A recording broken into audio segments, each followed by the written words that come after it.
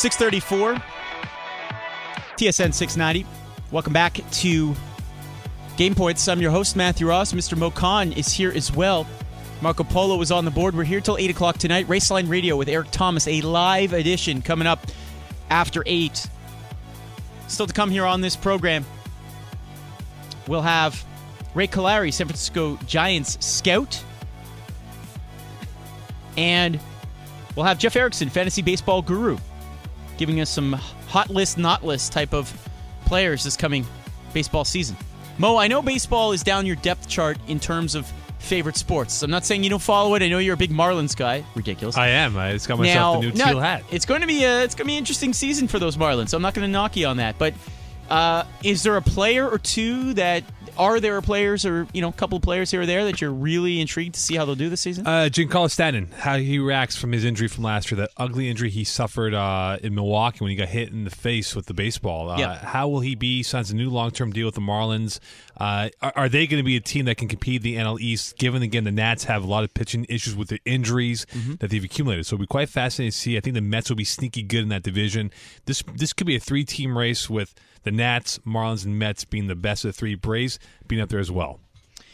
All right, we're ready for our next guest here on the program. He was, of course, a Major League Baseball pitcher, spending 3 seasons with your Montreal Expos from 75 through 77. He also won a World Series with the Baltimore Orioles. He was in town this week and today specifically for an event at the Cummings Center in Côte-de-Neige. We welcome to the program Mr. Don Stanhouse. Hi, Don. How you doing?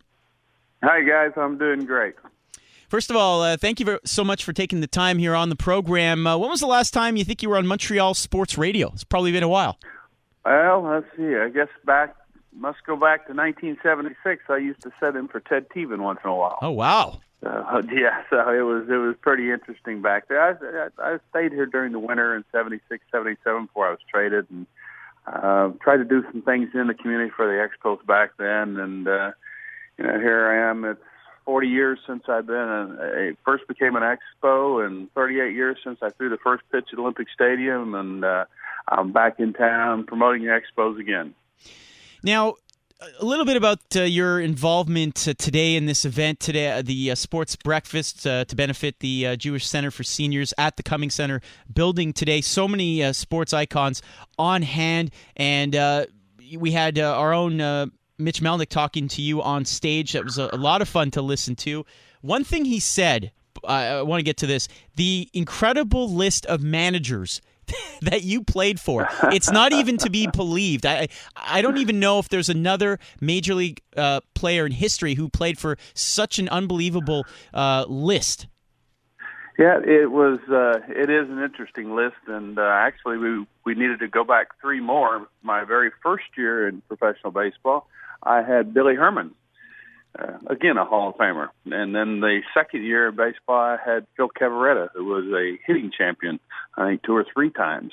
And so as I got to the big leagues my first year in 1972, I was with the Texas Rangers, and the list of managers from there started with Ted Williams, of course, the great one, and then Whitey Herzog, then Billy Martin, and that's when I was traded to Canada. I came here and had Gene Mauch, and then we had the years of rebuilding with a Carl Keel and a Charlie Fox, and then right after that, I think the real building for Expos to make them into a competitive team was Dick Williams.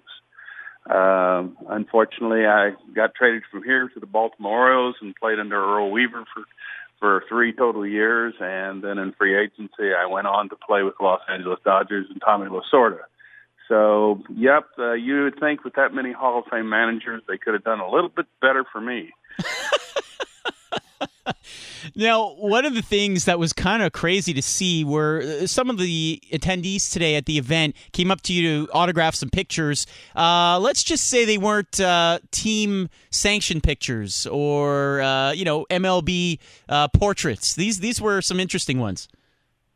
Well, a lot of them was a little bit different. Of course, I kind of was a little flamboyant in my playing days, much like Guy Lafleur was too, So some of the stuff that we had, and specifically one of the pictures I think that you got to see was the one of Earl Weaver and I, and it was after a win in the playoffs. And, if you looked at the picture, 1, it's in black and white. 2, we're both drinking a beer. 3, he's eating a cigarette. 4, there's a black and white TV in the back with antennas on it and a Coca-Cola clock that doesn't work.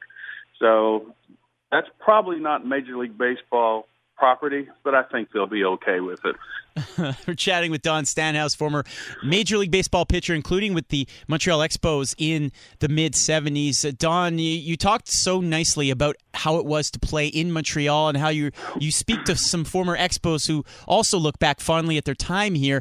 What are your thoughts on what you've been reading, hearing about the renewed interest here for Montreal being a Major League Baseball city? Well, I've found it pretty interesting, and I've kept in touch with Montreal. Cookie Lazarus has been my agent and my friend and part of my wedding going back to 1975, 76. And Cookie and I talk and stay in constant contact. And when he told me they were resurrecting it, when Warren Cromartie was kind of going to be the lead on it, I said, include me if I can help. If I could be instrumental to that, I certainly would appreciate it. I spent a lot of time in the United States with the Texas Rangers alumni in Arlington, Texas, and I travel for the Baltimore Orioles, and I do some work for the Major League Baseball alumni for their charity work. And I can assure you that, the number of players that I come across that have been ex-Montreal Expos, it's part of our conversation. Everyone enjoyed playing in Montreal, and everybody's got a story, of course. So to see it coming, full circle to get back to here, it's kind of like what I said today, that 38 years ago I threw the very first pitch at Olympic Stadium. I'm willing to work with the mayor so he can throw out the first pitch for the new Expos, and let's hope that's soon.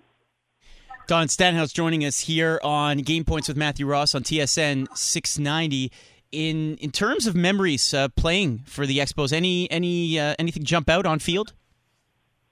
Well, I mean, not so much, and I kind of mentioned that when I was here, it was kind of the lost years. I think that when I was traded here, they were going to push in one direction. I think it was the last leg that Gene Mauch had to stand on. He'd been here and had tough losing years with some pretty decent players. And then when they tried the transition with Carl Keel and Charlie Fox, and that didn't work. But all of a sudden you started looking around and there was some talent there. There was some really good talent that was coming up. And in 1977, when Dick Williams converted me to the short relief pitcher, there I stood on the mound, and when you look around, who's catching? Gary Carter, Hall of Famer. Who's on first base? Tony Perez, Hall of Famer. Who's in center fielder? Andre Dawson, Hall of Famer.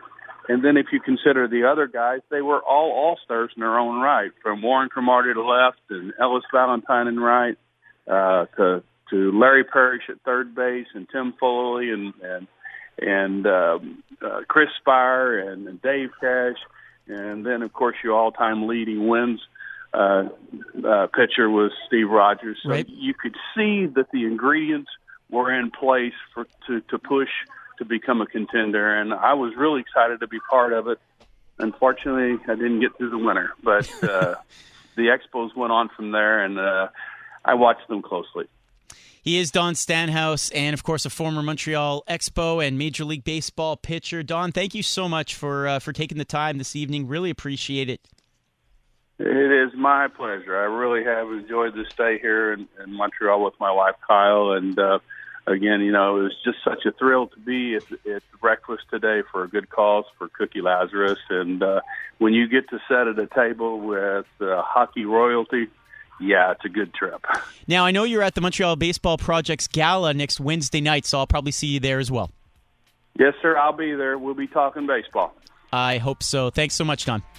All right, thanks, guys.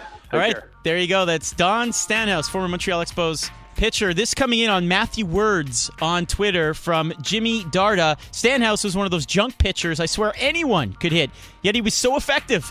Bring back the Expos. It is Game Points here on TSN 690. We'll take a quick break here on the program. Back to some hockey here. Making the argument for someone other than Carey Price to win the Hart. Is that even possible? We'll talk about that next.